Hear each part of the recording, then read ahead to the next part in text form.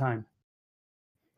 Yeah, absolutely. And the one thing you mentioned to me right before we got started that I find important as a beginner player, that do it first. So I like that personally. Yeah, so right away we see the grass tile, and everyone is going right there and greeted with the magic key, which is very nice. That means they won't have any trouble finding their way through palaces because of not being able to deal with doors. Yeah, that's a huge find for our runners early. I mean, now they're going to be able to go through palaces really with no abandon or anything. This will be that's a nice thing to start with super early. Up on Link 7's side, we just saw the back end of Saria, and they're on Rose City's screen and on Countess's screen. They're in the front side of Saria, so we'll get to see what spell they get. In vanilla, it would be the life spell, but this is of course randomized, so it can be any of the 8 spells in the game. Yeah, and fire is linked in these flags, so if it's fire, it's going to be fire and something else, and that'll be interesting to see. So let's see what we have here in Saria. We have Reflect, which is good because that is a required spell. It's required to beat Karak, who is the boss of Palace 4. So now if they stumble on to Palace 4 here on the Western continent, they can go all the way through it and beat it.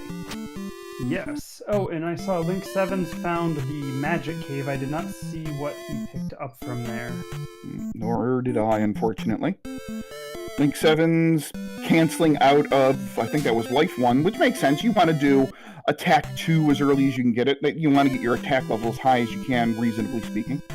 And Link 7's found either Palace 3 or 6. We're not sure yet until one of the players dives into it to see what it is. And Rose City Saint found the town of Rauru. It looks like Countess is right behind him.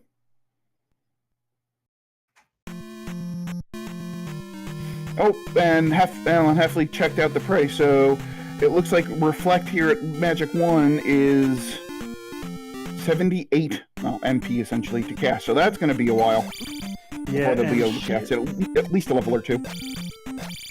Shield is the spell in Rauru, which is basically vanilla. That's the spell you get in normally. So, oh, and I see in chat someone says that it was a heart container in Magic Cave. So, and thank you, Victor. And I must also point out that Victor is doing the tracking for us tonight. Thank you very much. And Link also finds a pea bag in the trophy cave. We call the caves typically by the names of the item you get in the vanilla game. So if you haven't played the vanilla game, it may be a little bit weird or hard to remember which cave is which. And it was a 500-point P bag, so that's real nice for our runners this early to be able to snag a couple levels off this. It looks like Link 7's picked up Attack 3 and Life 2 off that P bag.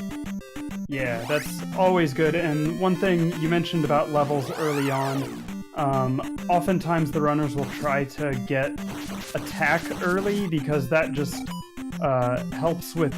it's a little counterintuitive, but it helps with survivability because you can do more damage faster. And Alan Heffley finds the Magic Cave. Link 7's going into Rauru. He's going to pick up the Shield spell. Yeah. And so one thing that the Swiss flags do not do is mix small and large enemies. So there are a couple of different types of enemies. The small and large are based on the size of the sprite. And so wherever there was a small enemy in the vanilla game, it won't be guaranteed to be the same enemy, but it's still going to be a small enemy. So some of these caves can get really dicey when you start to mix those small and large enemies together. Yeah, that flag set was fun to watch sometimes when they actually did mix these small and large. Isn't that a flag setting, I think? Yeah, it is. It's a lot of fun. It makes some things easier and some things harder. So, but in general, I think it does increase the difficulty of the seed.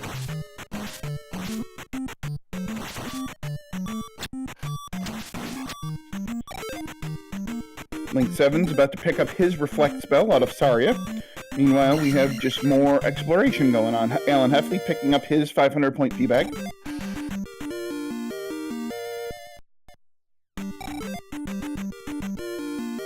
And we're seeing already a little bit of deviation on leveling.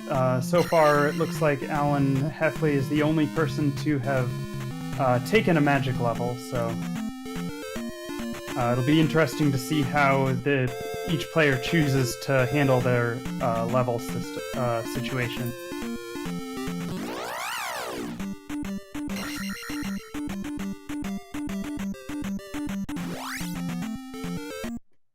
So it's kind of sort of important to note here that even though we are featuring Rose City Saint, Link 7's Countess, and Alan Heffley, there are 4 or 5 more runners running this seed. So you'll hear updates from us every now and again, especially once runners start to finish.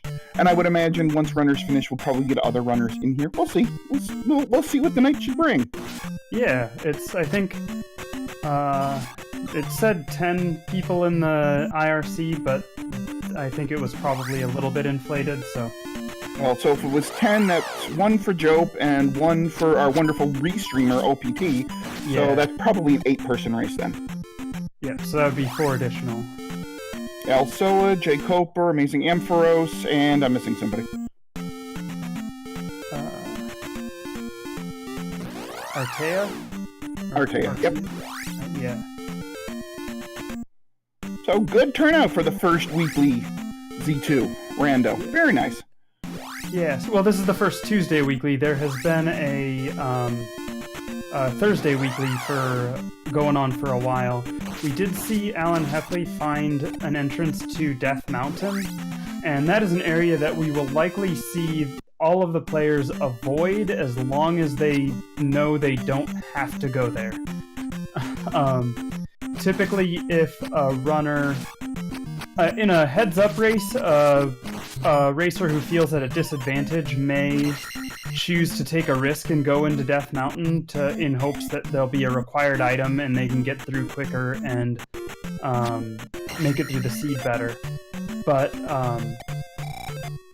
in a big group race like this, that strategy pays off less, and you can sink a lot of time into Death Mountain. So at most, I think we'll see players ducking into caves to look for the Hammer Cave, and if they don't find it, they'll probably up A and go exploring elsewhere.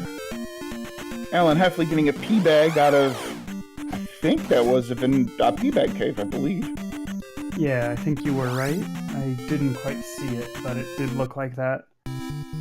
And we do see Countess ducking into the caves that are available, and we did also see there was a boulder in the overworld of Death Mountain, and that is Spectacle Rock. So if the players have a hammer, they can break that open for a free item. And Rose City Saint did also find Palace 4. Alan Heffley did find a downstab town, which of course he can't do anything in because, well, he doesn't have Jumper Fairy to get the downstab, and he doesn't have the medicine to get the spell, so... Right, and that's a thing a lot of people wouldn't ever come across in vanilla, is you can actually get the downstab with the fairy, so long as you're standing on the ground when you cast the fairy spell, you're able to go into the door, so... Sometimes people get confused, they get excited, they jump and cast fairy while they're in the air, and then they're not able to actually go in the door. Because basically the game preserves Link's on the ground state, and that's what's necessary for entering a door. So, and Rose City Saint was just in Heart Cave.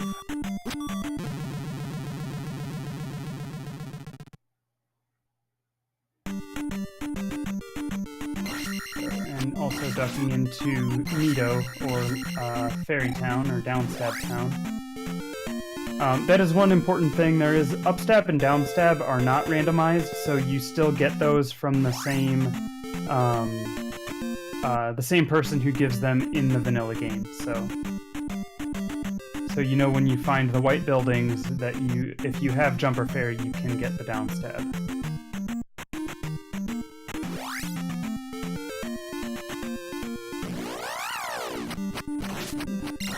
I'm guessing because no one is able to cast the Reflect spell yet, they're not gonna be too eager to dive into Palace 4. This is true, although Ellen Heffley is at magic level 3. He hasn't checked his Reflect spell yet, though. That's a good point. If anyone's gonna be able to cast it, it would be him.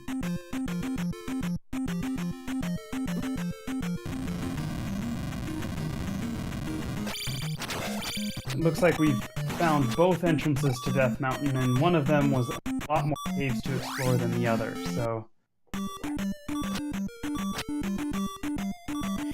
So, you're fairly experienced with this game. At what point do you start saying, alright, let's start getting up some of these palaces? You know, you might be blocked in 3 or 6 by the glove, but, you know, at what point do you at least start trying to dig out items, 3, 6, or 4?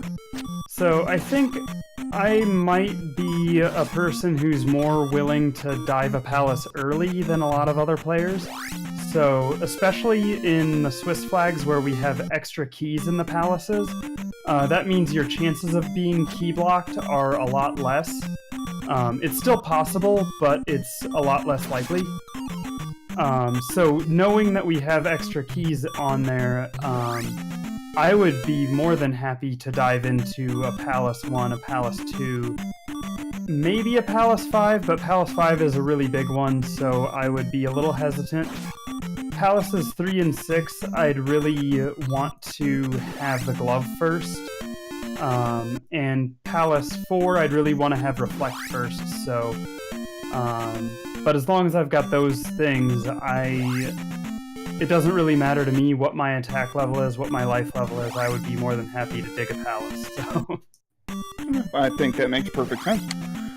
Because our runners aren't really finding much of anything in the overworld. The only thing they found right now is the magic key.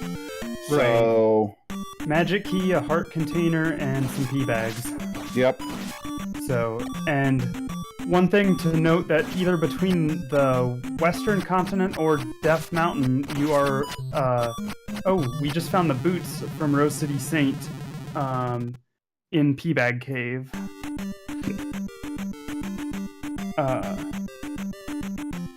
But you are required to be... You have to find the raft somewhere on either Death Mountain or the Western Continent, either...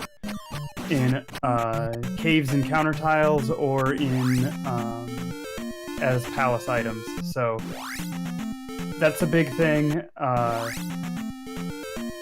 And also of note is that while I mentioned before I don't like to go into palaces 3 or 6 without a glove, it is entirely possible that the glove could be in 3 or 6. The logic is smart enough to know if that's the glove to not make it glove blocked, so... Okay, so there's a question in chat from our wonderful restreamer OPT. So what exactly is required to beat the game? That's a really good question. That's okay. So it kind of depends on the seed, but at its basic, what do you need? You need the Reflect spell to beat Palace 4. You need Thunder to cast on Thunderbird. Right. You need to collect all 6 gems. You need the raft, but the raft is going to be on the Western Continent somewhere, like you just mentioned. But beyond that, the boots may or may not be required. The flute may or may not be required. Gloves are usually required. But actually, they're more or less required, given that you really can't get through Great Palace without going through some of those waffle rooms. So. It's basically like a 99% required on the glove, and the fairy spell is another one. It's required most of the time, but not always. Likewise, downstab's not always required. It can be. Same with upstab. But most players are not going to want to fight Rebanek, the Palace 3 boss, without downstab. So that is true. So it is possible to take down Rebanek without downstab, and I've done it before, but it is definitely an endeavor.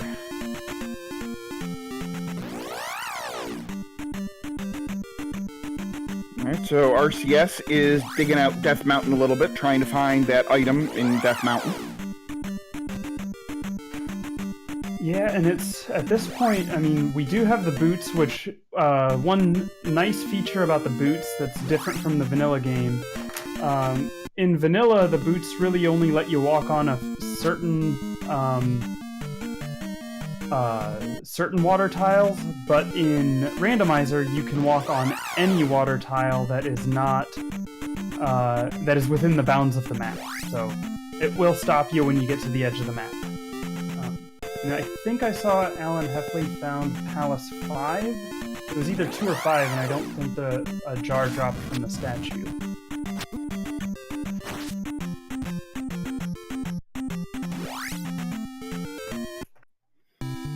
Countess now looks like they're going to dig out Palace 4, finally.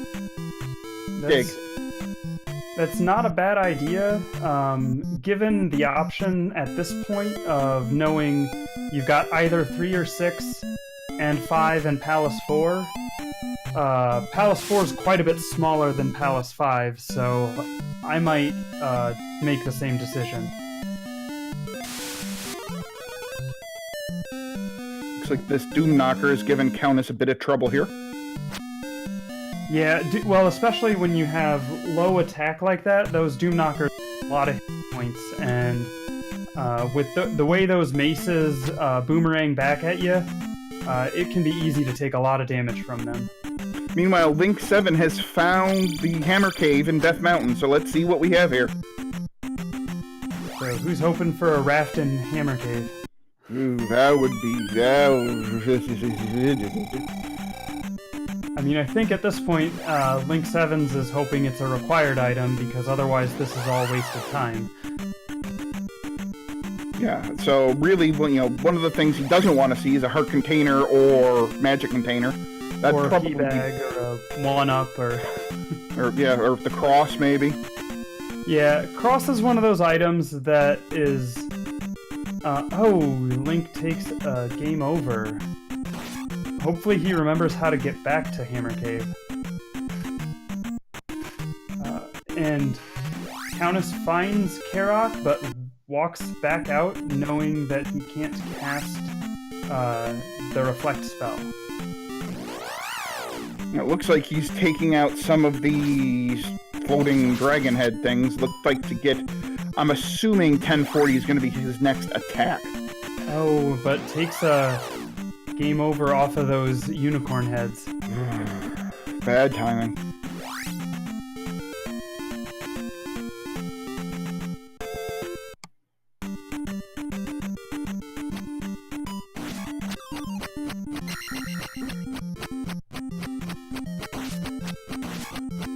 So I think Link 7's is heading back toward... Oh, there's... Alright, Rose City Saint found the Hammer Cave too, so I believe the Hammer Cave is boot blocked, I believe. Oh, okay. That's... If that's... I didn't see how the overworld was laid out, but that might explain why Alan Heffley was unsuccessful digging in Death Mountain. And I did not catch the reflect cost there for Alan Heffley to see if it was castable. I missed it too. So right now it looks like it's 75 for Countess at level 2. Okay, and so basically the way the magic cost works in the randomizer is every time you level up, the randomizer rolls for the value of the spell cost, and if the spell cost will never increase, so if it rolls a higher value, it just stays the same.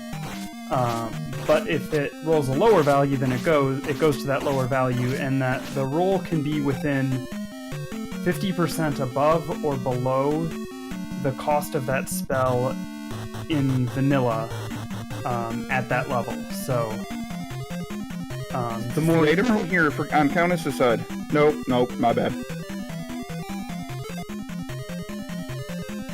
Sorry to interrupt. I do apologize for that. No, you're fine. It looks like Alan was not able to cast Reflect. So, and it is the raft in Hammer Cave. So that is very big. Ooh, that's huge. We have the boot blocked raft in Hammer Cave. Yeah, that is definitely a troll that the players do not want to see. But Rose City Saint and Link Sevens are happy to find it, and they're hoping that the other players don't want to dig Death Mountain at this point. Yeah, absolutely. I would imagine now we're going to see them boogie to the eastern continent, where we're pretty sure Palaces 1 and 2 are. Yeah, on the eastern continent, we've got to have 1, 2, the other of 3 or 6, and Great Palace. Those 4 palaces are going to be split. 3 of them on the eastern continent, and 1 of them on Maze Island.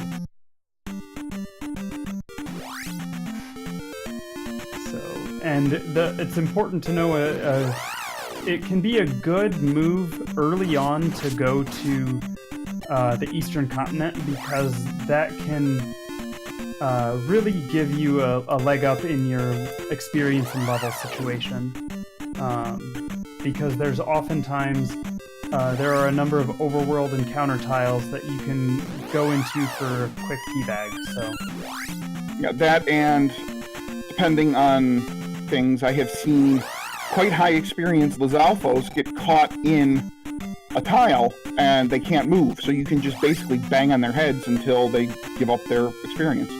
Yeah, and Link Sevens found a magic container in the water, and we also found new Kasuto. Was that 6 magic container requirement? I think it was 6. So that magic container requirement in vanilla, you need 7 magic containers to get the item. In Randomizer, it's shuffled between 5 and 7. So, and we'll see what spell. Most powerful magic, that is Thunder. So that is the other required spell. And Thunder is cheaper than Reflect. Go figure. And that can certainly happen, although that may shift as their levels increase, so. Now 62 I believe is indeed castable now that they picked up the extra magic container, so that's a real nice way sometimes to get near a town and farm experience if you ever want it, but you know, the farming experience in Zelda 2 isn't usually something that's done often. Oh, see, there we go. There's a red Lizalfos that's stuck in the ground. Seems like it was only worth 70 XP, so probably not worth spending a lot of time grinding those. No. And yeah, these are all experienced players that I would not expect to see them doing a lot of grinding for levels. Link Sevens did find the old Kasuto and got the jump spell, so that's good because that means that Link can get the up and the down stab now, and you don't see the Moas in here in old Kasuto on Link's side because he does not have the cross. I'm a little surprised, given how early he found the jump spell here on the Eastern Continent. I'm a little surprised he doesn't just book it back to the Western Continent to go get himself a down stab to make his clearing out of of these palaces here that much easier. Yeah, that's a good point. I think he probably feels pretty comfortable dealing with the enemies in the overworld at this point without the down stab, because he is pretty experienced, so I'm guessing before he really, certainly before he dives into 3 or 6, he'll make sure to go back and get the down stab, though. And Countess is still digging out Palace 4 here, not being successful at all in finding the item that's in here. Yeah, and that's one thing to point out about Palace 4 is the item and the boss are both to the right, and then you'll have 3 other dead-end rooms to the right, so you want to go right as much as possible, but if with all these dead ends that are in there, it can either go really quickly or you can be searching for a really long time.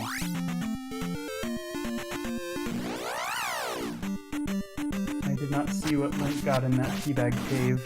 I did not either. Oh, it looks like a heart container. Oh, yeah. Okay, good. So, yeah, in theory, Rose City and Link have all of the required spells, but the fairy spell is very likely to be required as well. So, at the very least, it is useful. Yes. Very useful. A little bit less useful since they have the magic key, but still, there are plenty of times where you want to use the fairy spell. And it looks like Rose City Saint has decided to do just what you suggested earlier and make a beeline to get the downstab. I think it makes sense. Really, I mean, it's no more powerful than anything else, but it makes combat easier. So making combat easier just increases the speed at which you can go through things. So I think, yeah, in my humble opinion, I think this makes sense. Yeah, I think it's a question of routing, and I think depending on your comfort level of without downstab may change your routing decision. So just because it does cost time to go do that little backtracking to go get it. Interesting placement of the River Devil. I didn't see it on the southern part of this continent, or northern, I suppose. I wonder if maybe we might actually have a horn block. That's... Oh, I see that. Yeah, I don't know if there could be a mountain right there, or it could be a path through. Oftentimes there's a cave or or you can get around with the boots, but very, very occasionally you will see an actual flute-required seed, and that's always fun. Oh.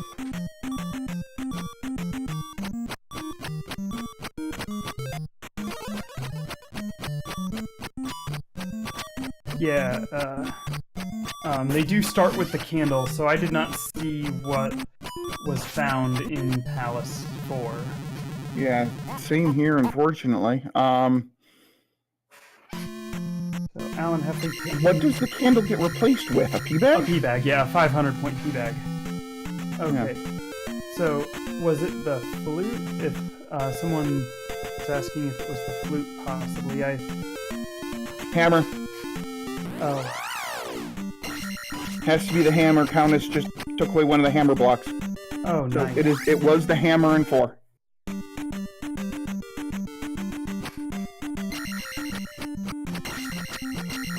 And yeah, so Countess is in Medicine. I don't think we've seen anyone else in Medicine Cave. Ooh, and Link gets the spell. That's in Nabooru, so... Indeed. And the spell is important for 2 reasons. One is, in the town of New Kasuto, there's a hidden building that you can unearth by casting the spell and get another item. And the other is that it can turn certain enemies into bots, which in the vanilla game is very useful when going through Death Mountain. Absolutely. Also very handy when going through Death Valley. Yes. That's the one that I meant to say, Valley of Death. Easy to get confused. Very. Lord Merryhem, it looks like it's gonna take 62, so 4 of his 5 magic blocks, more or less. Yeah, just 2 magic points shy of 4 blocks. So each block is 16 magic points.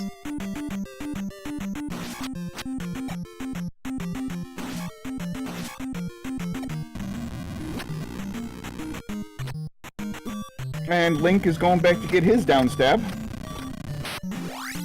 Cannot blame him for that.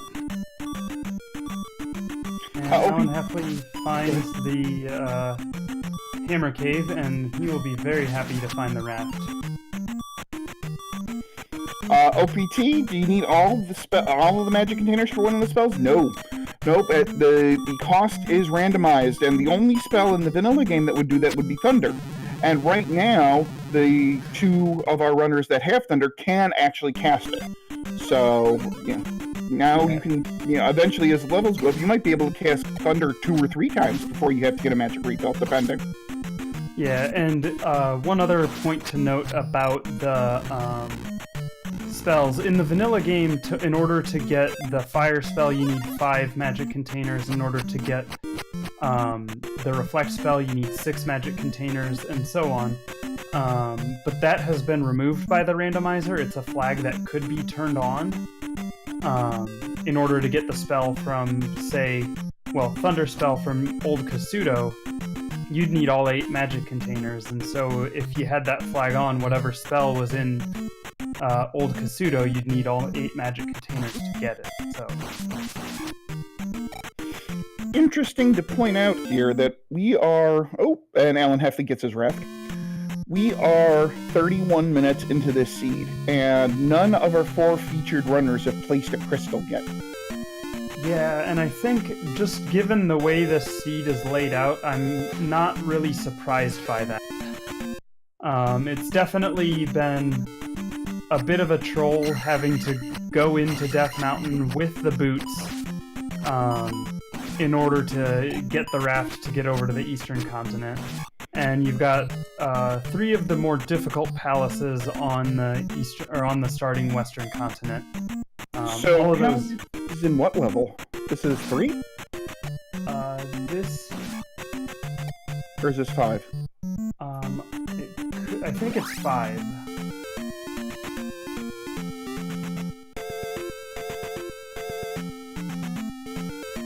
Yeah, nobody on the restream has defeated a palace. Yep, nobody has defeated a palace, and only Countess has gotten an item from one of the palaces. He got the item from Palace 4, which was the hammer. It's possible one of the racers that's not being featured has placed a gem, but I don't have that information.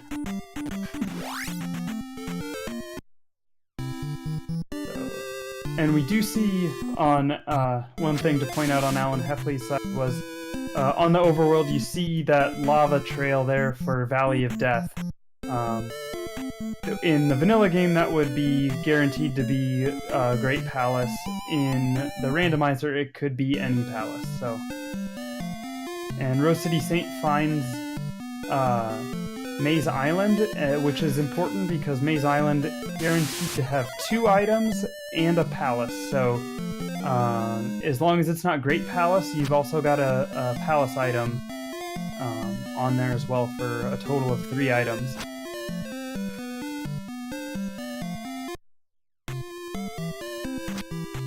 Interesting that Rose City goes through the encounter, and then... Oh, there we go. Okay, maybe he just... Oh. Really? Back to back? Ooh. Yeah, it's... With the way the Maze Island is randomized, you can either get really lucky where you hardly have to walk in any encounter tiles, or you can get just back-to-back encounters that really mess you up. And it is Palace 1 on Maze Island, so I expect we'll see Rose City Saint dive into there and do get the item and defeat the palace boss, Horsehead, but probably after finding the 2 items on Maze Island. Yeah, it definitely looks like he's hunting the items first.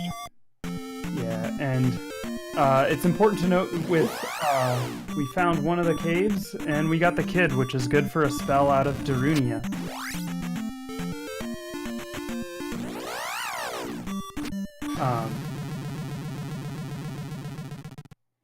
But it's with in the vanilla game, if you take a game up inside of a palace, it's going to send you all the way back to North Palace where you started, and you'll have to make the trek all the way back there. In the randomizer, you'll actually get started back at the palace as long as you choose continue instead of save. So Rose City Saint can even take a death in the overworld here. Oh, and he's very happy to find the glove there. Yep, he's at this point, I would think he's going to start mowing through some of these palaces now. He has Reflect, he has Thunder, he has the glove, and he has the magic key. He's not at, place the crystal and go, the quote-unquote go mode, but at this point, I think he's just going to start diving these palaces. Agreed. I think the only one we'll see some hesitation from him going in is 6, because that has 2 rooms that require the fairy, as well as Palace 5 maybe you don't want to dive into first just because it's so big. And I guess Palace 4, once he's able to cast Reflect, he'll be happy to go in there, so... So Rose City now looks like he's going to start digging through level Palace 1. Yeah, and Palace 1 is the smallest of the palaces, so if he doesn't naturally come across the item, although he's taking left turns, which suggests he's looking for the item, but if he comes across the boss first, I expect he'll dive back in to find the item.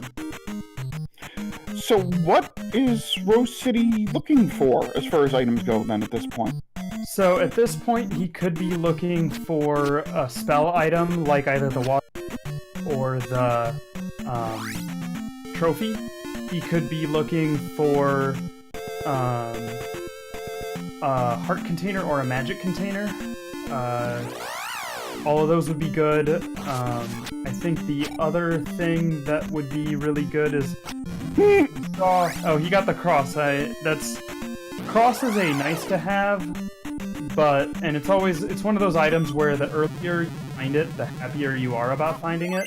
When you're late in the game and you still haven't found the glove, you're really cursing the cross when you find it, so... Well, I guess my question here is, so Rose City, he has Thunder, he has Reflect, he's got Downstab. I mean, is it pretty much he's just looking for the fairy spell? Pretty much he's looking for the fairy spell, getting magic containers so that he is more able to, cast, use Thunder, use that as a defensive spell, or cast the life spell if and when he finds that. Things like that can help, or even just getting a heart container to aid in survivability. And Link 7's also picking up the glove. So I would think he's going to head back to Palace 1 now at this point. Agreed. And Countess is taking on Guma, so with attack 3, that's going to be a long fight, so... This is going to take a while. And we have Rose City Saint approaching Horseheads. So, yeah, and with attack 4, Horsehead will be just not too bad at all. Takes him down in 4 or 5 hits. I would call that a nuisance. Yeah.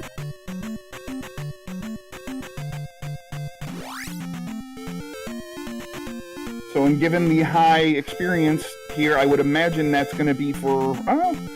Well, it's probably for Magic 5, isn't it, there? Yeah. And he's going to take it. Yeah, and I think Rose City Saint he's pretty comfortable with levels as they are. I expect we'll see him not do any grinding and just take whatever level he gets. Other players may be more likely to dive back in to grind up a couple hundred experience to get more from the gem. But a player like Rose City Saint, I'd be surprised if we see him doing that. Ooh, and it looks like the Countess got, Goomba'd by the Goomba. So he's gone off to the other palace here, which is... Okay, it's either 3 or 6. 3 or 6, yeah. We'll know... I think this is... I guess, no, that room it could be... Yeah, I think Palace 3 has both... This is 3, though. we'll see. We'll figure it out shortly.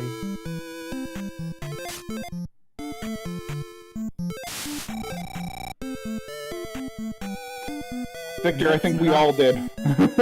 Victor in chat saying he missed that the Palace 5 item. I think we all did, although looking at his life bar, it sure looks like if he found the item in 5, it was a heart container. Yeah.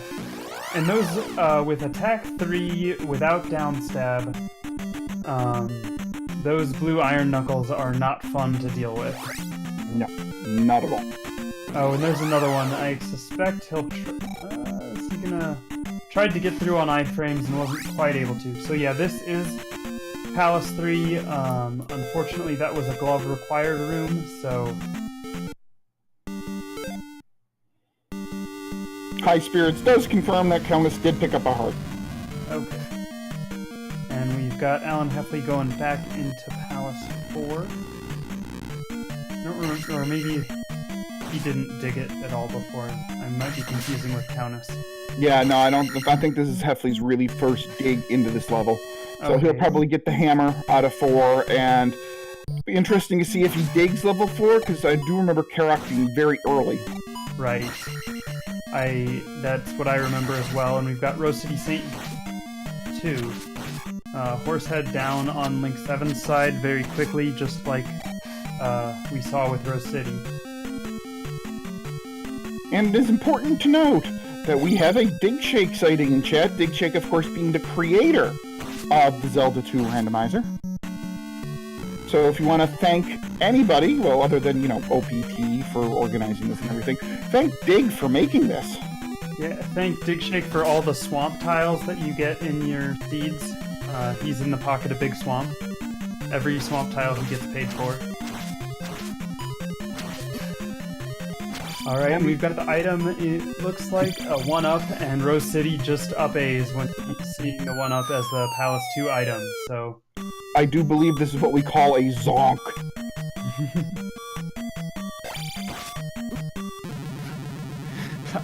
Dig Shake gave me 10 swamp bucks, so thank you for that.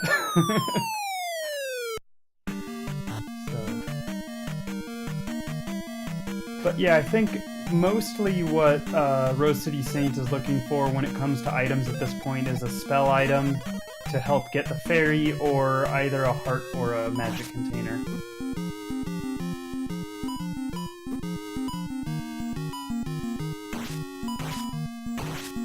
Alright, so Link 7 is dipping back into level 1. Meanwhile, Alan Heffley is going up against the magician himself, Karak. It's actually, I believe, Palace 6, just with a Palace 1 tile set. Oh, whoops.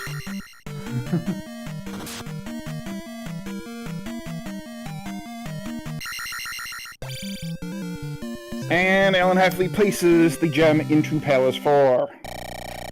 Alright, so...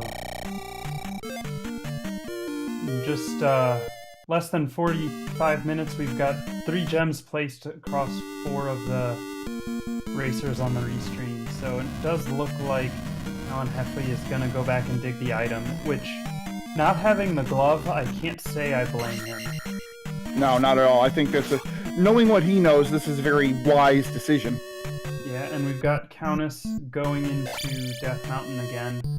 Hopefully, it's not too much trouble to find the raft this time. Piercing Mountain. Just curious, what does the Link Randomizer randomize? It's probably best to state what it doesn't randomize, I guess? I guess we can summarize it. I usually say it randomizes pretty much anything you think that could be, it does.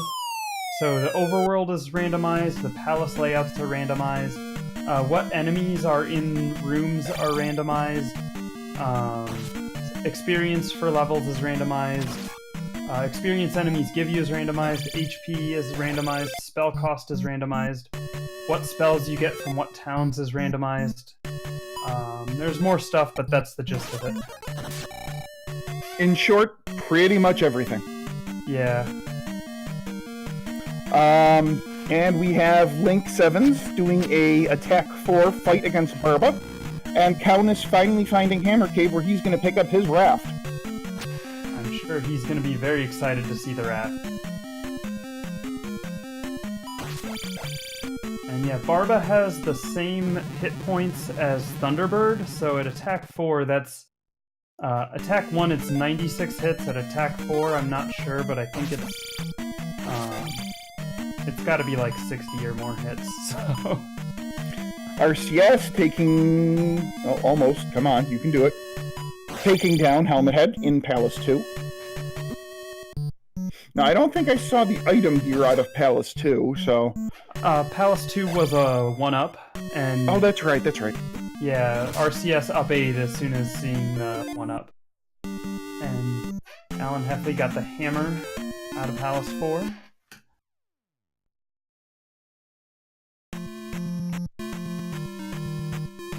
The 1-up can replace a candle. It basically the 1-ups and certain items like that are shuffled in with everything, so I don't remember exactly how all that logic works, but yeah, there can be 1-ups can show up in palaces. So. I remember one of the tournament seeds watching, I believe 3 of the palace items were 1-ups. Oh, that's it was terrific. Oh, medicine pickup from looks like the desert tile on the eastern continent.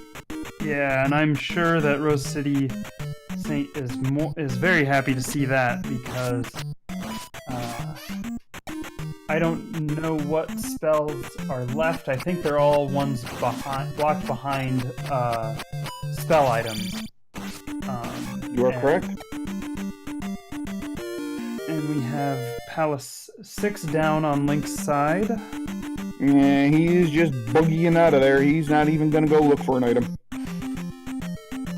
Yeah, and I can't say I blame him. Palace 6 it's smaller than Palace 5, but it's not very small. So I think by process of elimination, we can say that Great Palace is at the end of the Valley of Death. Yeah, I think you're correct.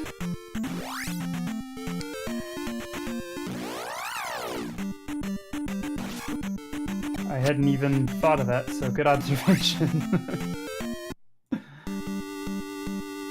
Alright, looks like Alan Heffley is digging into... 3? This is going to be Palace 5. 5. Yeah. Oh, yep, 5. Yep. So, has Alan Heffley visited the Eastern Continent much at all? I've not that I've... I think he did go to the water tile. He has downstab, so he had to have. Okay. Yeah.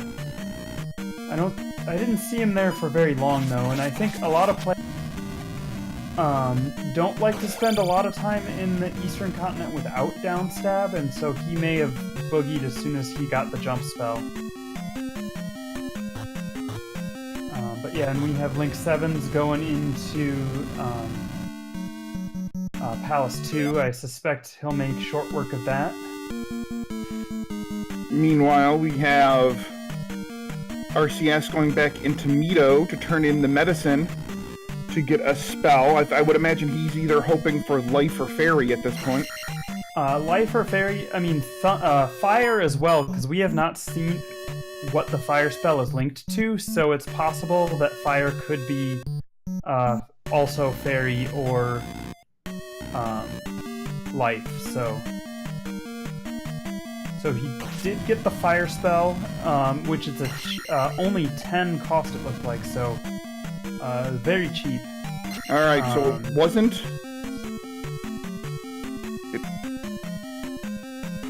It wasn't anything obvious. It wasn't life. It wasn't shield. So... Spell? Spell. Okay, yeah, spell. So that's less helpful, but I mean, it can... You get into a bind with a really cheap spell cost, that can be good, so... Especially on these desert encounters like that. And hey, look, now you're bots. Goodbye.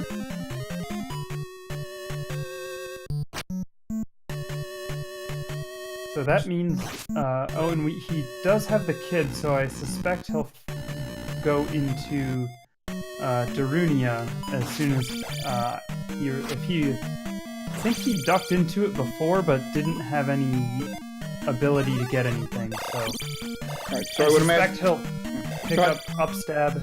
Oh. Yeah, certainly upstab and the whatever spell this is, I would imagine. Yeah. I know a lot of players, if they don't have to get the spell out of Darunia, they'll skip upstab, but it is important to know that upstab can be required. So. And that would be required in the Great Palace, right? Yeah, in Great Palace is one of the places where there's a room where you might have to, in vanilla, downstab through a bunch of breakable blocks. In Randomizer, you may be required to go right to left instead of left to right, in which case you would need the upstab to get through it. So. Okay.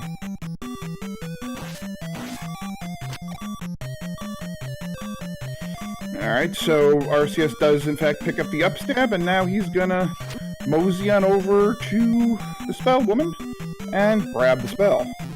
There's a good question in chat from Rubel about how the ocean encounter spot is randomized, and it's not just the ocean water tile, it's any of the fixed encounters on the overworld.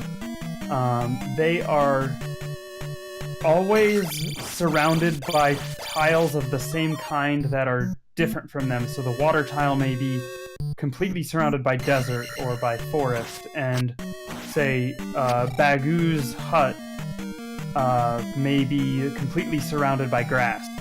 So those overworld encounter tiles stand out from their surroundings in that way. And meanwhile, Rose City Saint turned in the kid for the fairy spell. So that means then, by process of elimination, that means the life spell is Trophy Block in Jumptown. Rudo, I believe.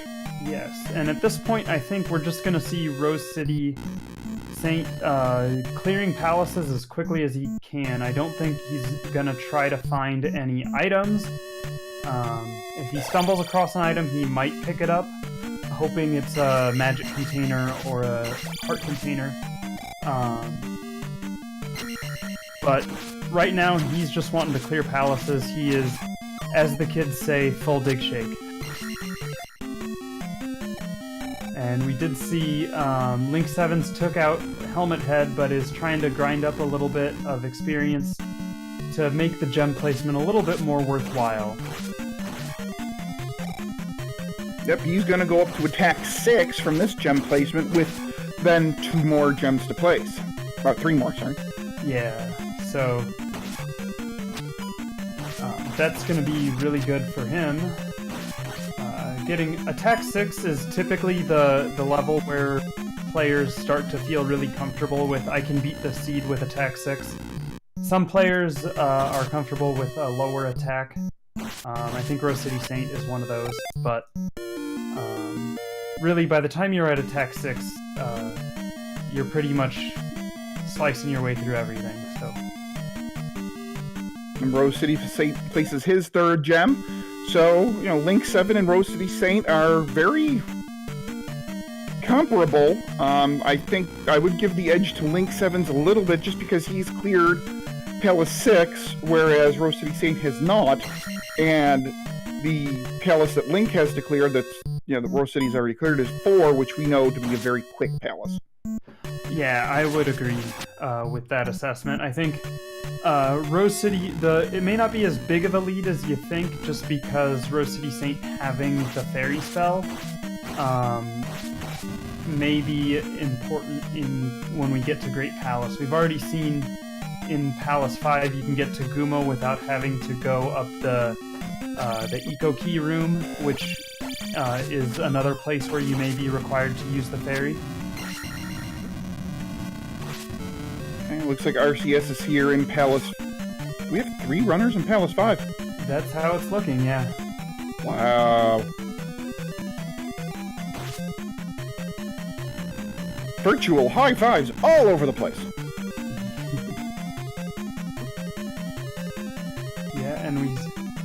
with Rose City Saints and Link 7's levels, I suspect they'll have an easier time with Guma than we saw the Countess having with trying to take Guma on with only attack 3 earlier. Agreed.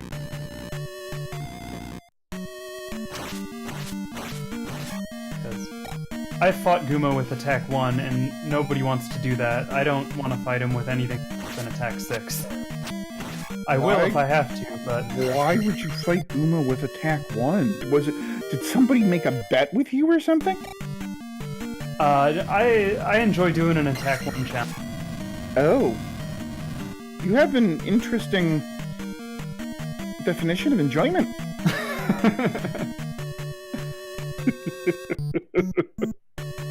Yeah, it's good fun. It's also it's good combat practice, and it's also kind of cool to be able to say that you beat the game with attack 1. That's true, I suppose.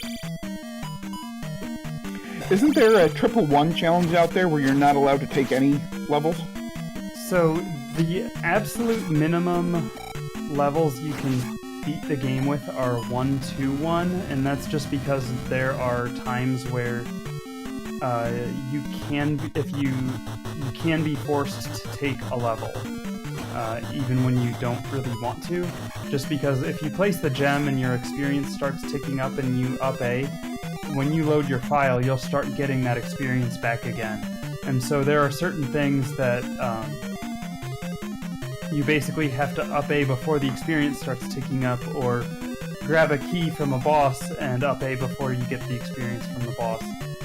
In order to do 1-1, it requires frame-perfect key grabs and up A's on certain bosses. It's a little bit easier to do a 1-3-1. Okay. I've never attempted 1-3-1. I've done 1-8-1 and 1-1-8, but...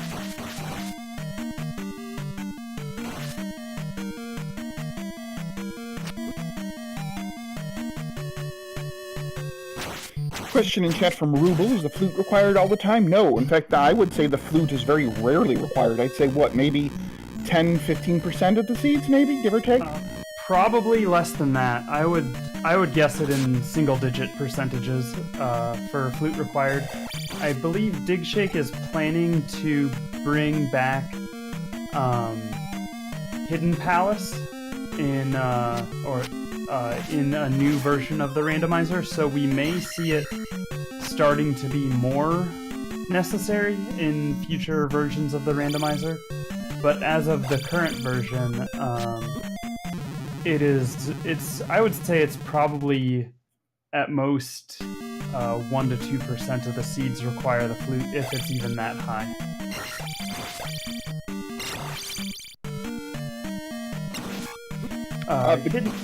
Go ahead. I was just going to address the question about Hidden Palace and how that's a reference to, in the vanilla game, Palace 6, also called 3-Eye Palace, or where there's the 3-Eye rock there, and you have to blow the flute to make the Palace 6 appear. Dig Shake has hinted that he's bringing that feature back into the randomizer in a future version. He's also wanting to bring back Hidden Town, which is also in the vanilla game, where you have to chop down a tree with a hammer. So we have simultaneous Guma fights from all 3 of our Palace 5 runners. And one of them at level 4, at attack 4, one at attack 5, one at attack 6. And we'll see just how effective those different attack levels are. So even with, well, Rose City Saint has a little bit of a head start, but Link 7's may catch up a bit with the higher attack level. Not quite enough to take him out first, though. Nice clean Guma fight, gave Guma a couple hugs, but for the most part, nice clean fight for Rose City Saint.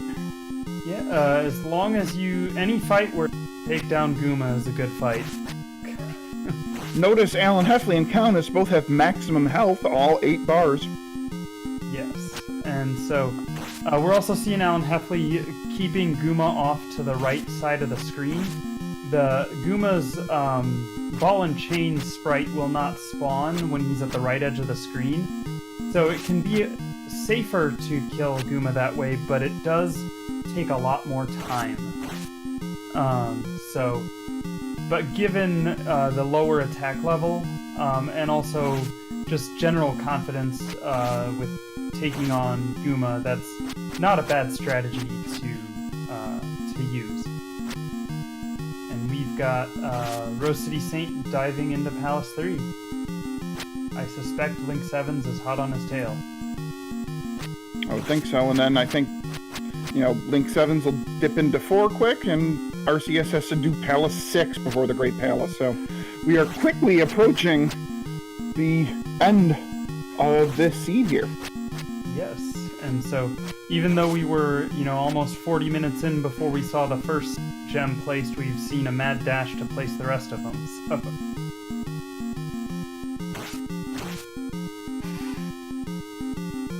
Meanwhile, Alan Heffley doing the slow and steady Guma fight. And he takes Guma down, so... and Guma is far enough onto the screen to avoid a soft lock. There is a... it is possible to soft lock if you kill the boss while the boss is off screen. The key won't actually spawn, and collecting the key is what actually unfreezes the screen from being locked on that room. So if the key doesn't spawn, your only option is to up A. So.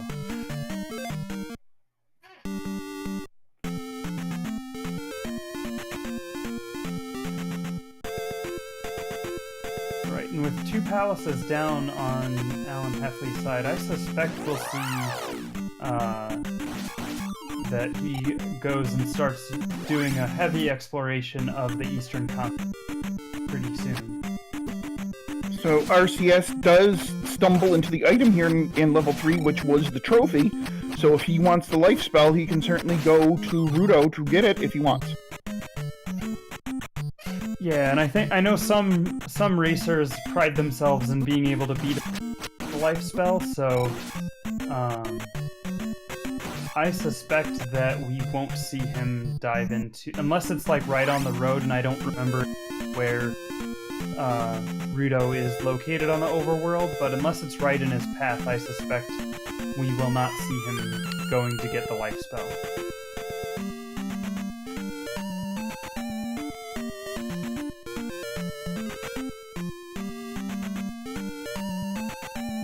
So I'm sure he was much more, he would have rather had a heart container than or even a magic container. So. And here's Rebo. And that's a quick Palace 3 for Rose City Saint, so... And, now that I kind of think about it, I don't think we saw a Rebanak in Link 7's Palace 6.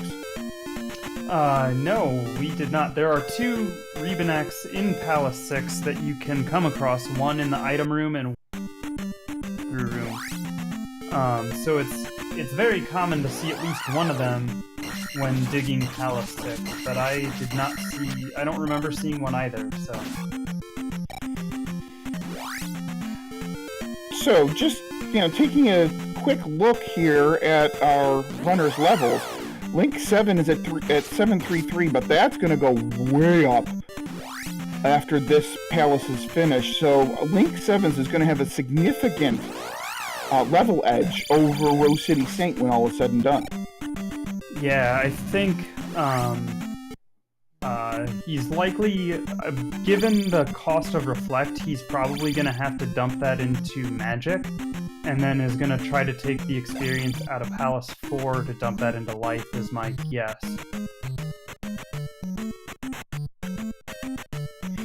I think that makes a ton of sense.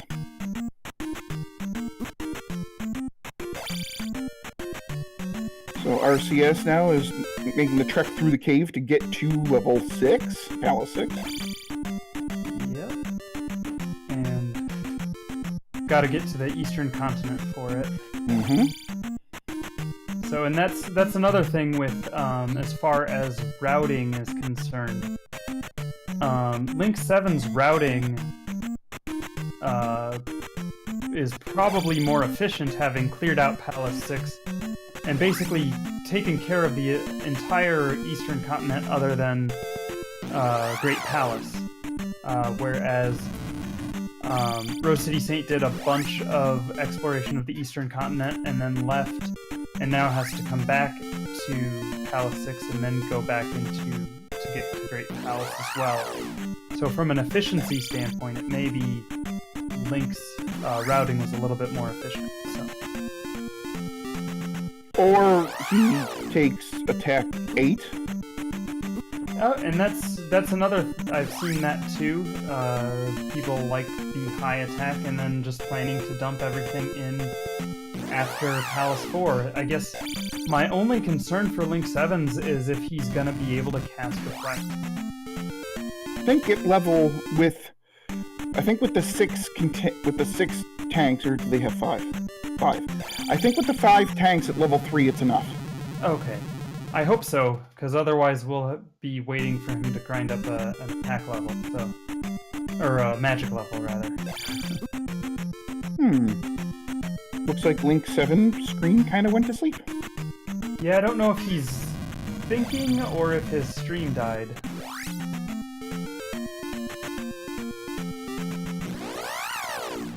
Oh, no, it looks like his stream died.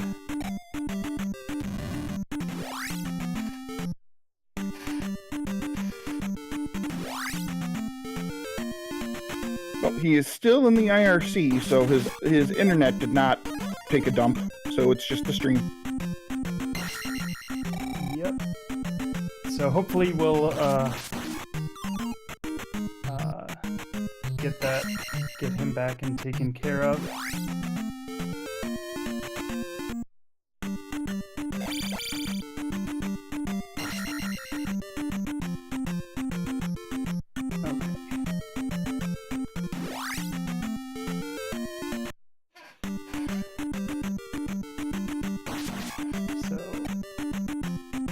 Rose City Saint is, as we expected, going into Palace 6.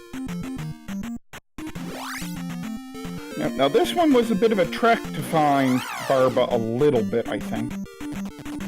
Yeah, it was. I mean, Palace 6 can be really, like, really maze-like, with because it's big enough that it can loop around on itself, and you've got the rooms where you can, you know, fall into other rooms, and you've got rooms where you're required to cast the fairy spell. We do know that Link 7's was able to beat it without the fairy spell, so it's possible even that Rose City Saint having the fairy spell could lead to longer routing if it causes him to go down paths that are not necessary. Oh, but we're right at Barba, so all that speculation aside, this should go pretty quickly.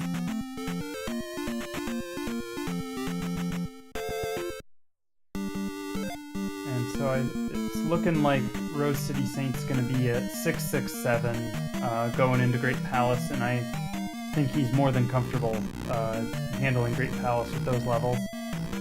I would think so. There we go, and Barba is down.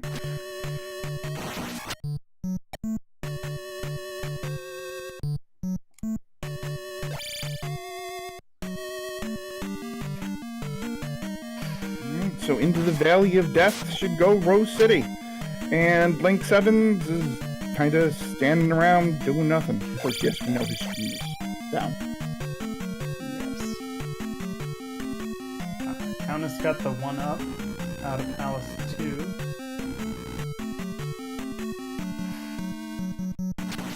Yeah, this seed unfortunately is not going well for Countess at all. I don't think he's really dove much onto the Eastern Continent beyond this. So he still doesn't have the glove, which is very unfortunate. Yeah, that is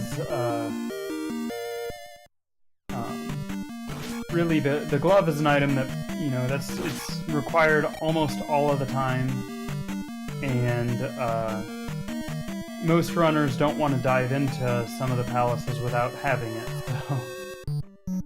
So And it looks like Rose City Saints got to do the trek through Overworld. I almost wonder if it would be faster at this point to have up-aid and made the trek to Valley of Death starting from North Palace. I don't know. I guess looking at that, it probably wasn't as long as I thought.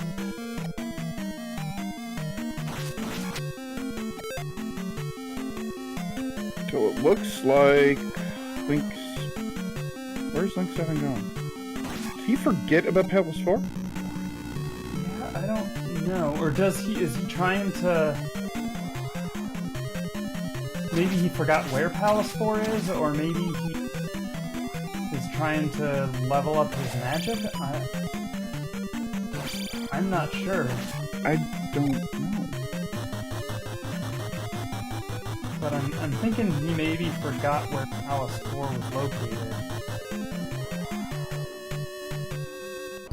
Meanwhile, Rose City Saint has reached the Great Palace. Alright, and the Great Palace color scheme looks not too dissimilar from the palace we see Alan Heffley in, which I don't honestly remember which palace that was at this point. Oh, Palace 1. There we go. So immediately we're starting out with one of these waffle rooms and hit by one of the really big bubbles. Yay. So, yeah, we're confirmed hammer required in this seed. It looks like Link 7 is going to get the life spell. Oh, okay.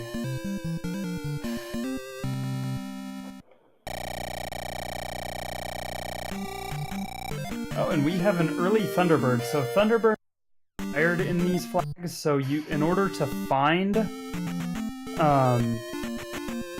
Dark Link, you have to go through the Thunderbird with these flags. It is a shortened Great Palace, which means that somewhere between 25 and 50% of the rooms have been removed, which makes it a bit easier to dig through.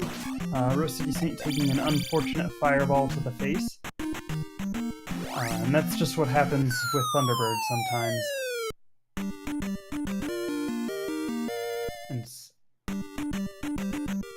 Ooh, he has Justin and a shield. So now he can kind of withstand Thunderbird's evilness a little more. Yeah, there are... coming from the vanilla game, there are 4 spells that players like to cast on Thunderbird. Obviously, Thunder is required to even do damage, but then beyond that, there's the shield spell, because that makes you take less damage. There's the reflect spell, which has the effect of shrinking Link's hitbox, and it lets your shield block the fireballs. And then there's also the jump spell, which can let you get more attacks in per cycle, but that's also, it's a double-edged sword, because if you don't handle it properly, that can be really risky. So, and cause you to take more damage. So we do have Thunderbird down on Rose City Saint's side.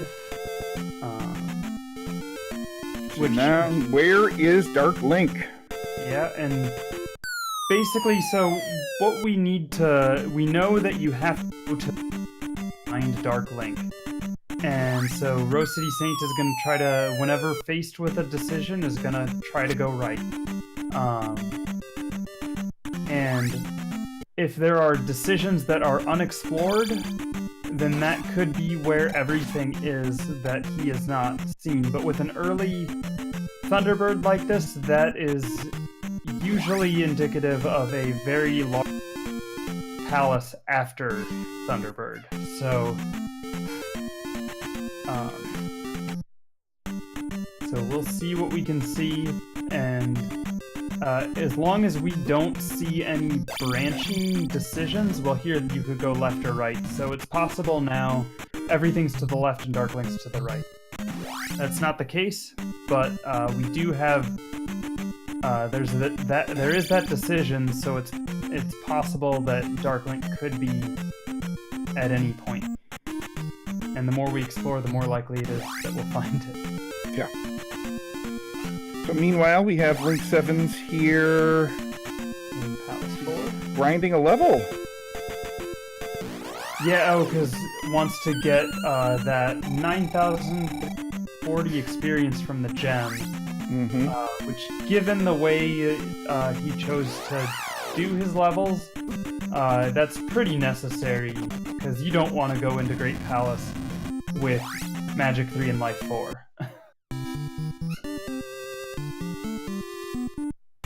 So he's gonna dump all of that into Magic and Life and be set for pretty well for going into Great Palace. And meanwhile, Rose City Saint hitting one of the dead ends here. Yeah, and there are a lot of dead ends. So I don't know exactly how many there are. But it's also, you can, it's very easy to find yourself in a very large loop. And that's never a fun situation to be in. With Alan Heffley picking up the fairy spell. And it looks like Countess is digging through 6? Trying to find the item in Palace 6. So, which we have not yet seen, but given what we know, it seems likely it's a magic container. I would say magic container or possibly flute. Yeah, we haven't seen the flute yet, have we? Good point.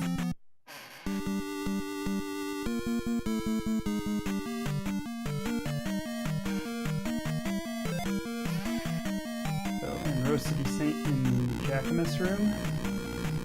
And you see, oh, he goes right and directly into...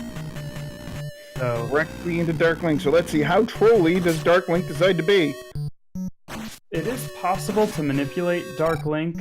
I don't know if Rose City Saint has learned that. No, he's just doing the corner crouch stab. So Dark Link could troll him, but probably won't. Oh, Link 7's picking up upstab before heading into Great Palace. Yeah, and I can't say I blame him, just because I've been caught with an upstab required seed and not having upstab, so... Alright, ladies and gentlemen, get out your GGs. Rose City Saint has finished first place in this race with an official SRL time of 1 hour, 16 minutes, and 54 seconds. Good game, RCS. Yes, congrats to RCS for the SRL victory. Very well played on that seed. It was, especially early on, kind of trolly, so...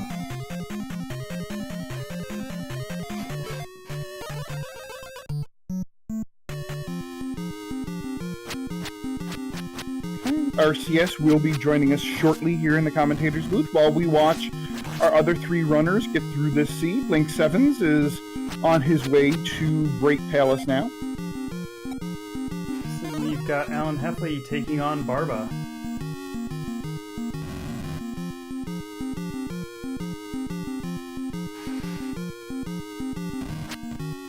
And I think the Countess is happy to see Palace 1 there, so...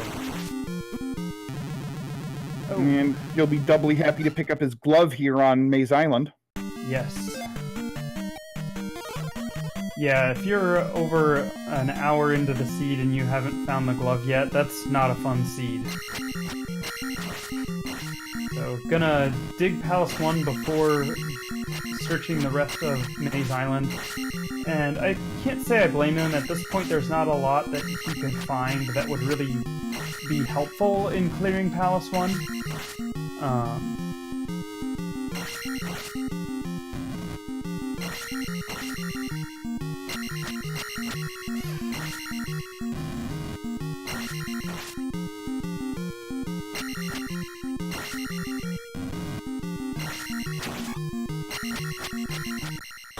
And Barba is down.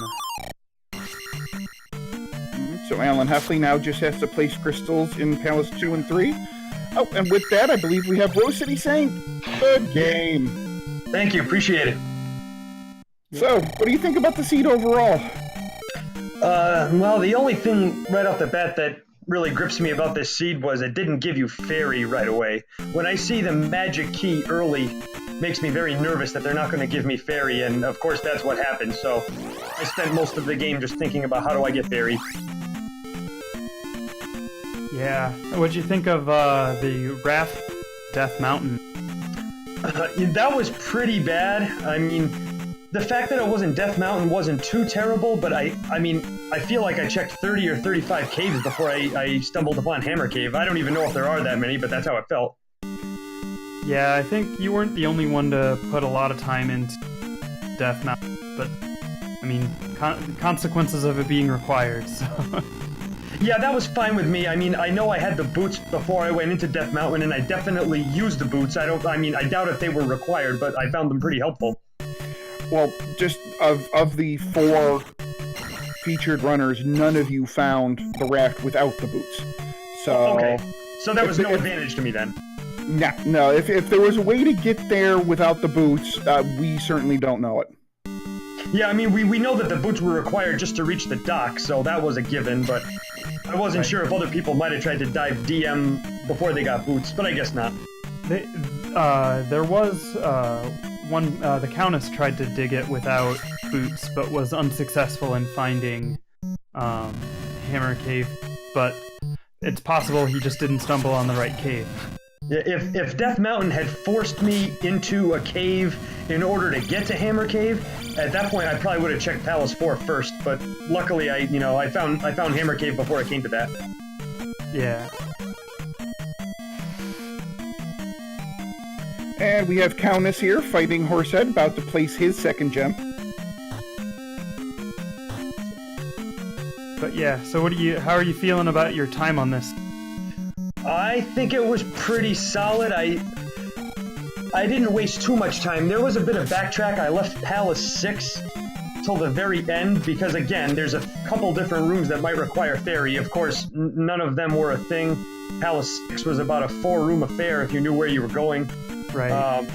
So that was my logic behind leaving Palace 6 toward the end. Everything else, I feel like I handled really well. I mean, I prioritized fairy, like I said, so you may have seen a couple of up and A's that you might not have understood, but it was just to immediately run back and cash in the medicine and cash in the kid. Yeah, and I think with that we're also it was a fairy not required seed. Yes, I believe you're correct about that, and I guess that there are plenty of them that aren't required, but just for me personally, it gives me the confidence to move forward, and it lets you do things like fairy feet as well. So, right. I mean, I wouldn't have let it hold me up if that, I cashed in the kid for fairy, and if that had not been fairy, I would have considered myself in go mode anyway and given it a shot. But of course, it feels good to get it. And Link 7 just took out Dark Link, so with a SRL time in second place of 1 hour, 22 minutes, and 10 seconds. Ah, GG. Very nicely done. Yeah, so I guess one question I'd have for you, Rose City, is with respect to your levels, are you one of the players who's pretty much comfortable at whatever levels? Because you definitely seem to just take whatever level was coming to you when you were placing gems or throughout the seed. Yeah, absolutely. I am a big believer in not doing attack leveling strats. I mean, I'd prefer to have at least attack 5 to end the game. I don't remember the last time I ever tried to do a seed without at least attack 5, but when I first started learning this game, there was this school of thought that you should, keep your magic and health low and try to place the gems for, high point attack levels. And that just slows you down. It makes you grind in palaces, and it makes you do things that just slow you down. As long as you can save state practice a little, get comfortable doing T-Bird at attack 5, just take them as they come. Yeah, definitely. That's probably, I think, the biggest difference we saw between your play and Link 7's play was those leveling choices. Really, yeah. Well, I just feel like it slows you down. If you do the attack leveling strats, you can make the end of the game easier for yourself. But if you take them as they come, you're making the beginning and the middle easier. Right. Yeah, and Link 7's did take a bit of time to have to grind up to get all the experience he needed out of the gem. Yeah, that's just something I don't like to do. Grinding is a 4-letter word in this game. speaking of four-letter words, we have Link with us in chat. Link, good game, sir.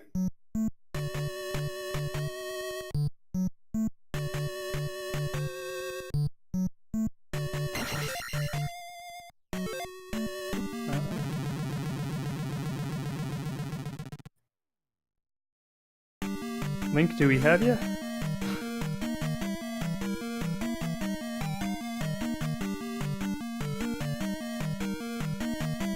I guess we do see Link's stream dropped again. He does show in the... Oh, need to check mic, okay. Having some mic issues with Link 7s, so... we'll get him in here as soon as we can.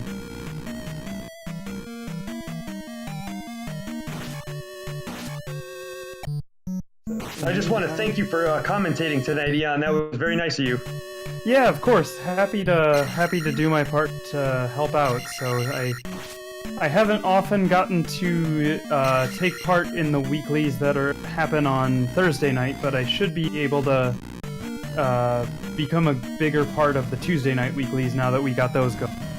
Absolutely, and I'm really looking forward to it. I'm trying to gather as many players as we can, both the experienced veterans and new players. Anyone who wants to play, come give it a try. It's a lot of fun, and I look forward to the competition, Ian. I think I've only ever played you once, and you got me, so I'm really eager to get out there and beat you sometime. Yeah, for sure. Oh, I think on any given seed, it could go either way between us. So always, yeah. You're very quality competition. Likewise. And thank you, Randomania, for the restream. This is going to be an exciting partnership. Agreed, yeah. It's getting that extra exposure for the Z2 randomizer is great for growing the community, and so many people I've seen are just surprised to find out that Z2 randomizer even exists. So yeah, for any new players watching thinking this looks fun, give it a try. Just a year ago, I was only watching YouTube videos and thinking that it looked fun, and here I am a year later. I play all the time. It's a lot of fun. If you're unfamiliar with the game, check out Angry Larry's tutorials. They are really geared toward beginning players, and they're very helpful. So I recommend checking those out for sure. Yeah, all good advice. Oh, hey, I think we have Link 7s in here now. We do. It works. GG's. Yeah, that was good. So in checking all of the runners just real quick, nobody else is in Great Palace. Wow. I definitely made a huge mistake in this race. Oh, what was that? What do you think that was? My huge mistake was I kept searching for the fairy spell, and I don't think it was required. Yeah, fairy spell was not required. And I probably wasted like 15 minutes looking for spells and getting items when I really didn't. If I would have gambled on fairy not required, I had all the items I needed way early. Yeah, and you did,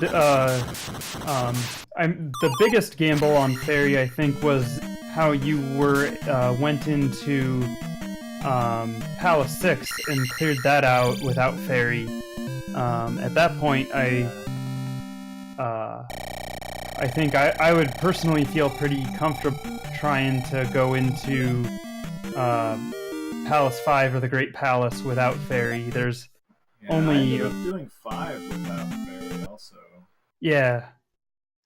But, yeah, I just should have kept marching, because part of my problem is I think I found at least one spell item, and I was like, well, I can at least go check it. But I ended up finding all of them.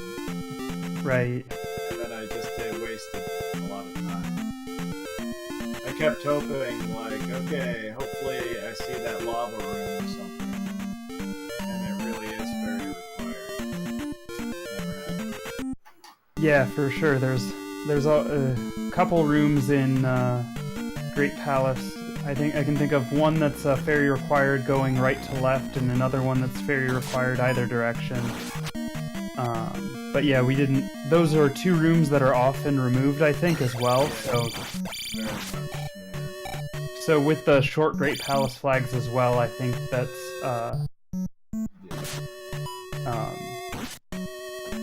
a good observation that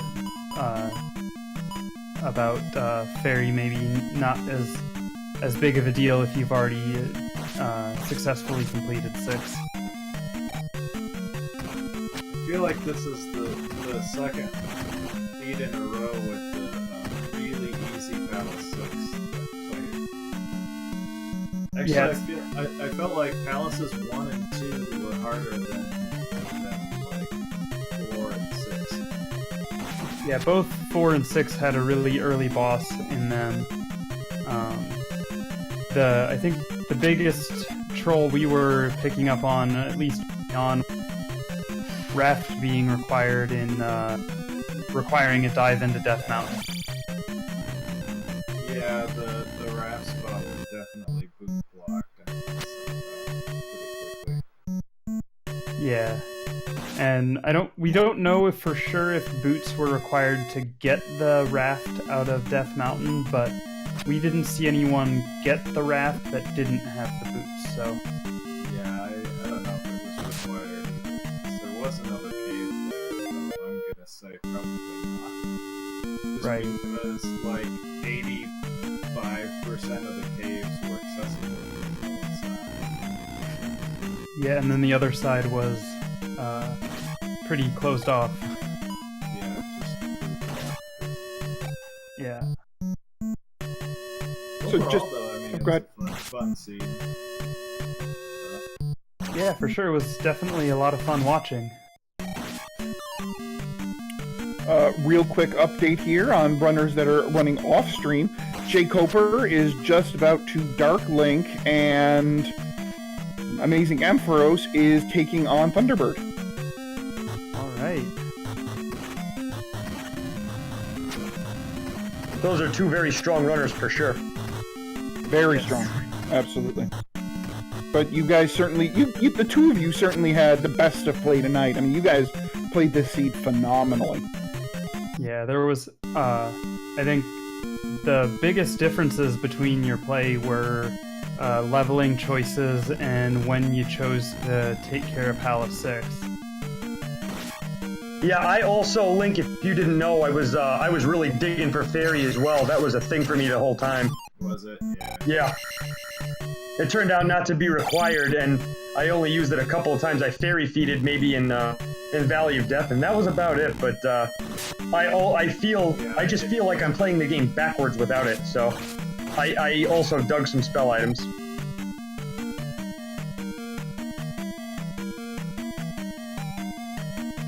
Yeah, and if there was something else that maybe contributed a couple of minutes, Link, was you went to get the life spell where Rose City did not.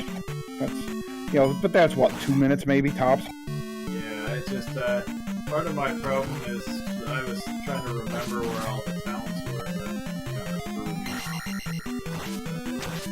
I also, if I'm looking for fairy spell, I picked the wrong order.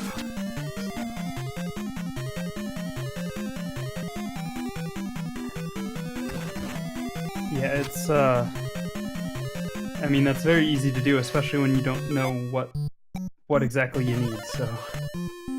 And here on the restream, we've got Countess in, facing Guma, with a higher attack level this time, and Alan Heffley taking on Rebanek in Palace 3.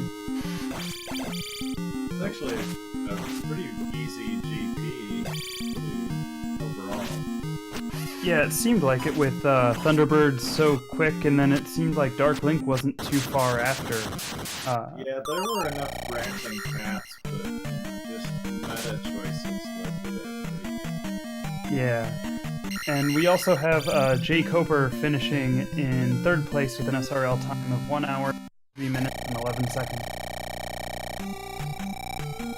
Based on T-Bird's placement there in the second room of GP, it made you not afraid to take drops in Great Palace, and that helped you go really quickly. Yeah, for sure. That's an important point about Great Palace is that drops that you take after Thunderbird can potentially drop you behind Thunderbird, but when there were no branching options, no landing rooms before Thunderbird, you knew that that wasn't the case. So they're very likely to either loop back around to someplace post Thunderbird or lead you along the path you need to go to Dark Link.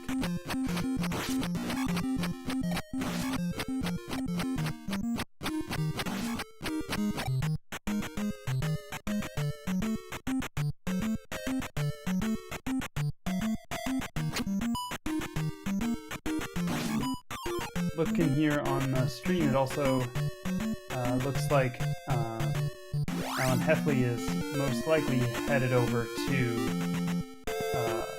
Great Palace. So,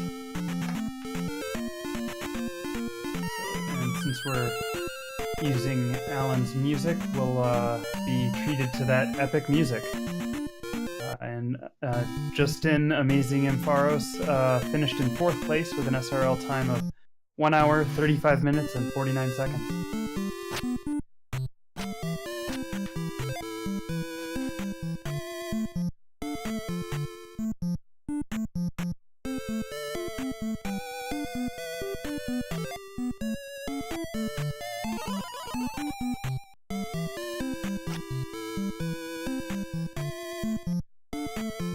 And on the way, Alan Heffley wants to get upstab, and like I said before, I can't blame him. I've definitely been upstab blocked in Great Palace.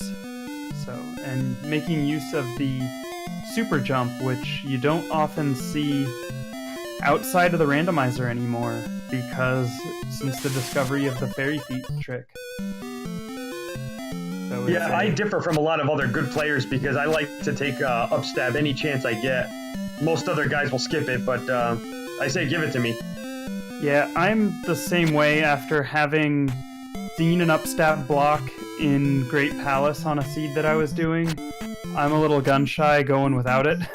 Yeah, you know, even if you don't run into the upstab block room and absolutely need it, it is very helpful when fighting the Bird Knights and also in waffle rooms. You can dig yourself a better path through a waffle room with upstab, and that can be very time-saving. Agreed. Yeah, I definitely say that upstab is an underrated attack. I like to skip it, but if I'm going into that town for the spell anyway, I definitely get it. I mean the gamble is most of those block rooms that can block you actually get removed in short PP, but not always. Yeah, I know though. That too, where I've had to leave to go get upstab and come back.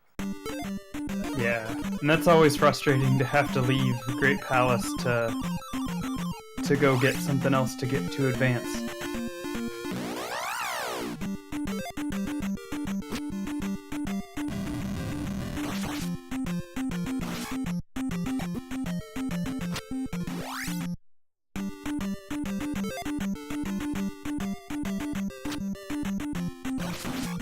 And we've got Alan Heffley was trying to go through the fixed encounter, now just ferrying through after taking a death. So those Valley of Death fixed encounter tiles are not fun.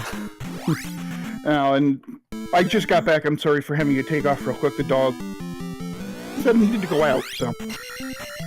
No worries. We have Alan Heffley now entering Great Palace. He's used the power of the gems placed to take down the Great Barrier, so... Or as the Zelda 2 manual calls it, the Binding Force. Okay, so let's see if Alan Heffley follows everybody else's path to Thunderbird and then eventually over to Dark Link. Yeah, as Link mentioned before, I suspect he will follow the same path just because of the meta, so... and get there rather quickly. And the Countess making making his way over to Palace 2.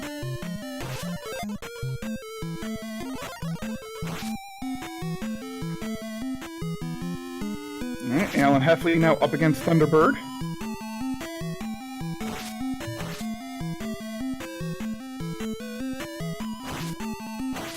And that looks like an attack 5 Thunderbird.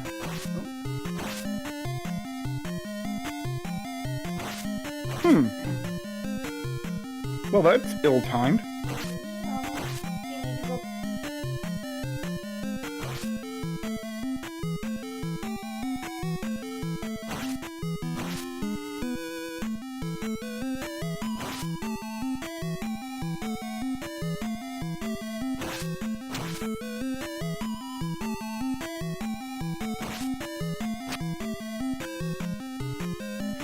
Really nice Thunderbird fight here from Alan Heffley. Taking very little damage. Really, really nice. Yep, classic pendulum strats.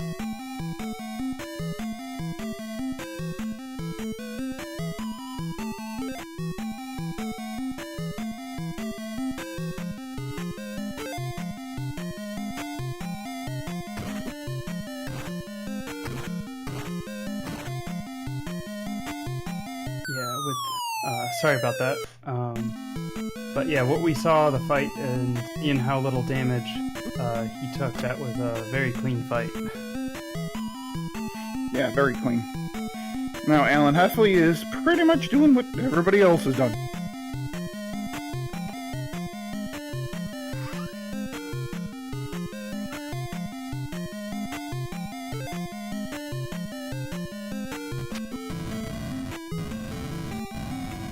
Meanwhile, we have Countess digging through level 2. I would imagine he will just find Helmet Head and get the heck out of here. And if he does look for the item, he will be sorely disappointed. Yes, Palace 2 was the one-up, I believe. It was indeed. Right.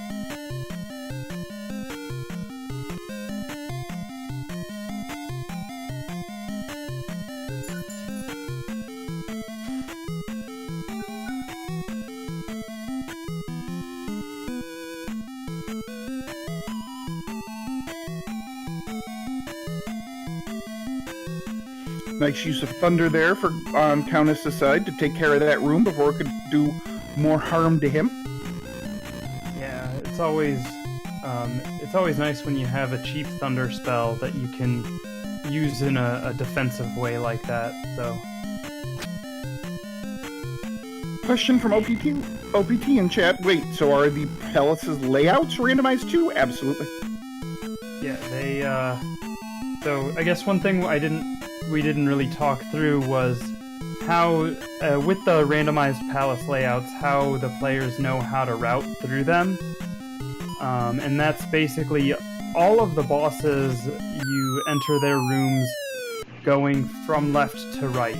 And so whenever you want to find a boss, you're going to go to the right. And that's true from Horsehead all the way through Thunderbird and Dark Link. And so the meta is always to, in Great Palace, whenever you can, you want to go right. There are, in the palaces with items in them, palaces 1, 2, and 5, you enter the palace item room going right to left. So when you see players taking decisions to walk left, that's when you know they are looking for the item. And then in palaces 3, 4, and 6, the item is also to the right. And so in those palaces, you just always walk to the right, and if you see the item room, you're happy you need an item. Otherwise, if you don't need the item, you just turn around and go look at the boss. Now Alan Heffley is on Dark Link. And Countess has beaten Helmet Head, and he will place his 6th crystal. Alan Heffley gets jumped on by Dark Link, but luckily has extra lives and will be back with full life and full magic for another attempt.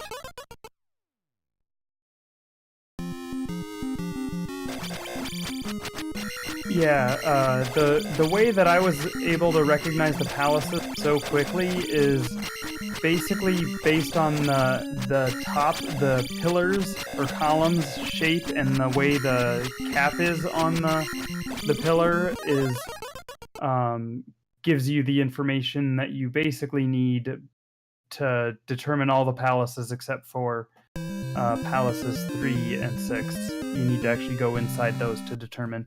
Alan Heffley has finished in 5th place with an SRL time of 1 hour, 44 minutes, and 58 seconds. Good game to Alan Heffley. Indeed. And it looks like Countess's stream went down after that helmet head fight. Oh, it's coming back up. Okay. We'll be getting Countess back up as he makes his way into Great Palace. Well, thanks for the commentary tonight. I think I'm gonna head out and try to get some other things done. Alright, well, thanks for racing, good game, and thanks for hopping in for the interview.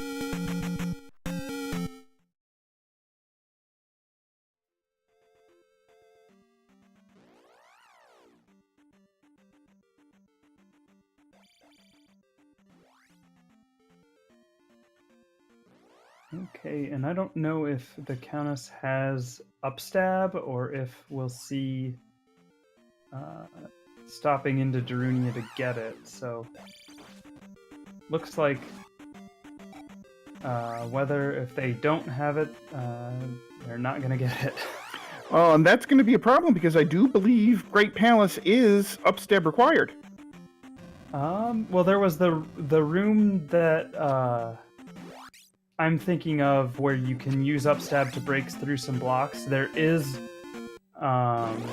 with the jump spell, you can, or fairy spell, you can actually get through, where there's basically a false floor. You can. Oh, okay. It. Yeah.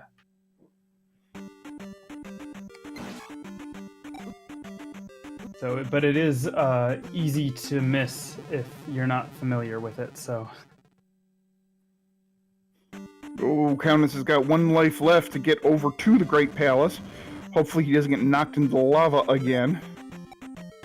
Yeah. Oh, using Thunder, from a vanilla speedrun standpoint, we use the spell a lot in these encounters, and so because then you turn all the enemies into, and then they don't give you a lot of trouble. So.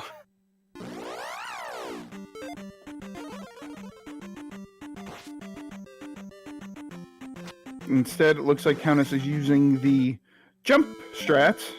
I would imagine up A is coming. Yup. Yeah, because that was his last life. So.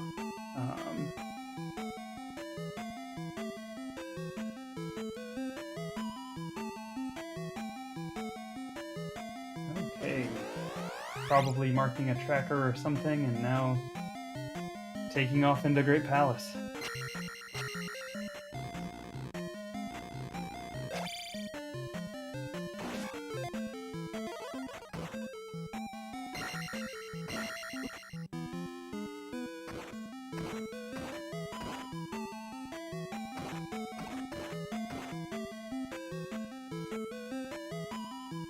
And I suspect we'll see pretty much the same route through Great Palace we've seen from everyone else.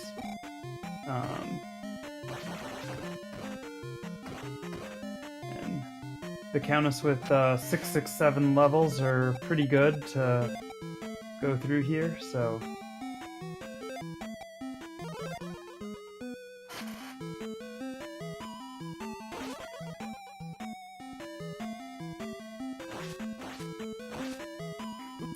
Countess now fighting Thunderbird. So, as Countess fights Thunderbird, I think now would be a good time to kind of go over what's going on the Randomania network of Twitch channels real quick. Right now we have nothing going on until tomorrow at 3 p.m. We're here on Randomania. There is the Pokemon Crystal Cinco Bingo tournament finishing up. The loser bracket finals at 3 p.m. and then the grand finals at 5 p.m. And then tomorrow night on someplace in Randomania, we're going to have 2 Zelda 1 runs. Zelda 1 rando races. So Nice. So yeah, Zelda 1 Rando is a lot of fun. it is indeed. And I will be calling one of those matches tomorrow night at 10 p.m. Awesome.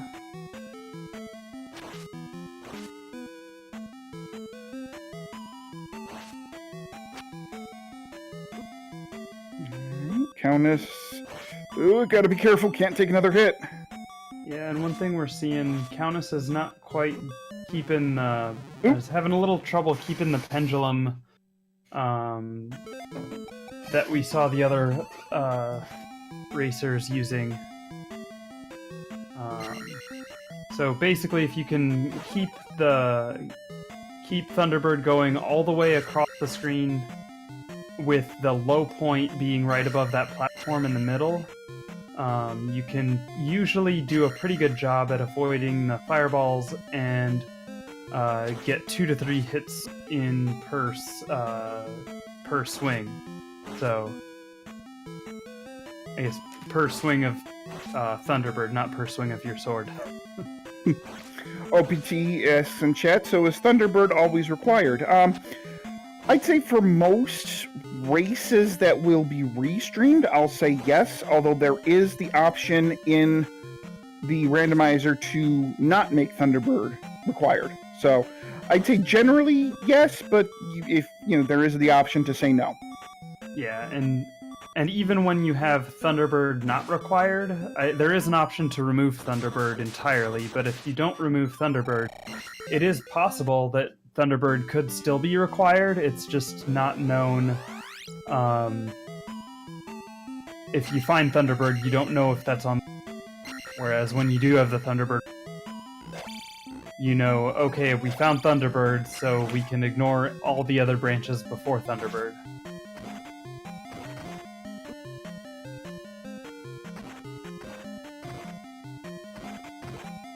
So I would argue using the Thunderbird required flag does give you more information about the state of Great Palace as you're working your way through it.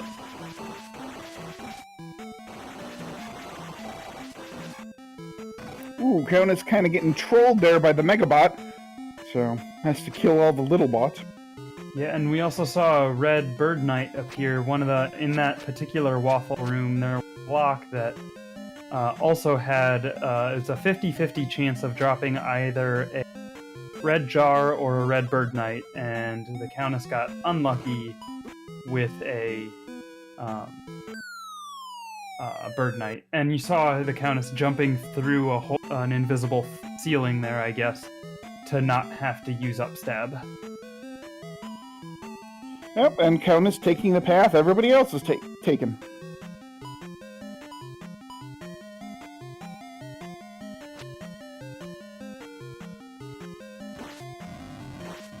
Yeah, I guess Link7's pointing out it is possible to skip the required T-Bird depending on the layout. As far as I know, the only way to do that without an out-of-bounds fairy glitch would be if in the, I think they call it the L7 room, where there's one where you can drop into the top and you can only go left, or you can come in from the right and then break the blocks and drop down, which I think we might see that room in here. I don't remember exactly. But anyway, in that room, if you get the right enemy set, actually do a damage boost or a either do a damage boost or a down stab boost off of usually a unicorn head sine wave flyer to get up onto the ceiling and go to the right. And so in doing that, if the left side is before Thunderbird and the right side is after Thunderbird, you could, in theory, do that to skip Thunderbird. But as is being pointed out, it's not... this is the room I was just talking about, and it's... in a race, it's still required to kill Thunderbird, even if you are able to find a way to skip him. So, based on the way the tournament rules are stated and everything, when you use the Thunderbird required flag, that typically means you gotta say Thunderbird's required. Ooh, and Countess getting buzz thundered by the Megabot. And he's also now one room away from Dark Link. Yes.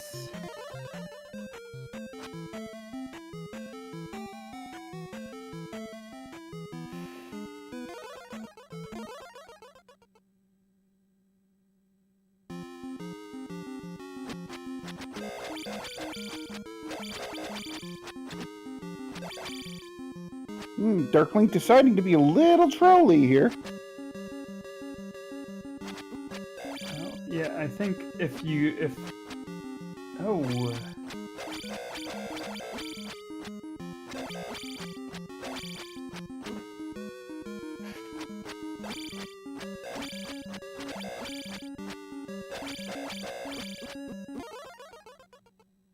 Oh, and there we go. And the Countess's SRL time in 6th place, 1 hour, 55 minutes, and 52 seconds.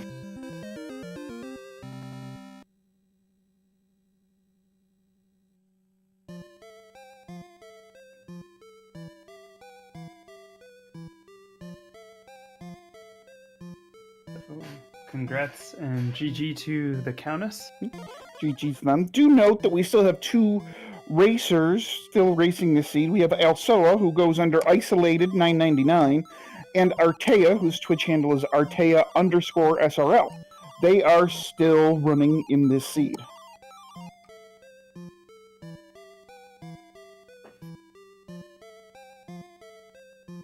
Yeah.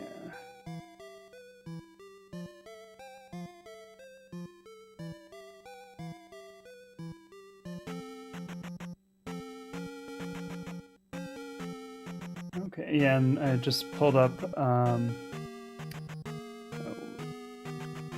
Alsoa's stream. It looks like they are making their way over to Great Palace. According to their splits, they've placed all the gems.